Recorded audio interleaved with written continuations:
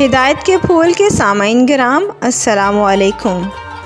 ایک روایت میں حضرت ابو مسعود غفاری رضی اللہ تعالیٰ عنہ بیان کرتے ہیں کہ ماہ رمضان کا مہینہ شروع ہو چکا تھا کہ ایک دن میں نے رسول اللہ صلی اللہ علیہ وآلہ وسلم کو فرماتے ہوئے سنا، اگر لوگوں کو رمضان کی فضیلت و برکات کا علم ہوتا تو وہ تمنا کرتے کہ پورا سال رمضان ہی ہو۔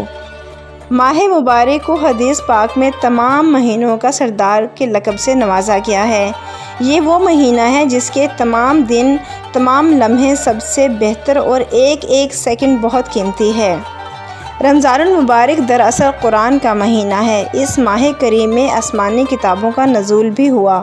اس سلسلے میں حضرت واصلہ بن اسقا روایت کرتے ہیں کہ حضور صلی اللہ علیہ وآلہ وسلم نے فرمایا، ابراہیمی صحیفہ رمضان المبارک کی پہلی رات اترا اور تورات 6 رمضان المبارک میں، انجیل 13 رمضان المبارک میں اور قرآن کریم 24 رمضان المبارک کو نازل ہوا۔ رمضان المبارک دراصل قرآن کا مہینہ ہے۔ اس مہینے میں رسول اللہ صلی اللہ علیہ وآلہ وسلم کا ایک اہم معمول قرآن کریم کی کثرت سے تلاوت کرنا بھی تھا۔ رمضان المبارک کو قرآن کریم سے خصوصی نسبت ہے کیونکہ یہ نزول قرآن کا مہینہ ہے۔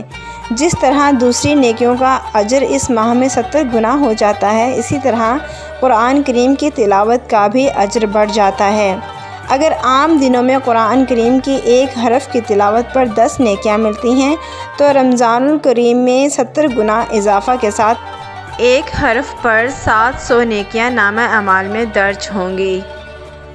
اللہ سبحانہ وتعالیٰ اس بابرکت مہینے کی تمام رحمتیں اور برکات ہم سب کو سمیٹنے کی توفیق عطا فرمائے۔ آمین یا رب العالمین۔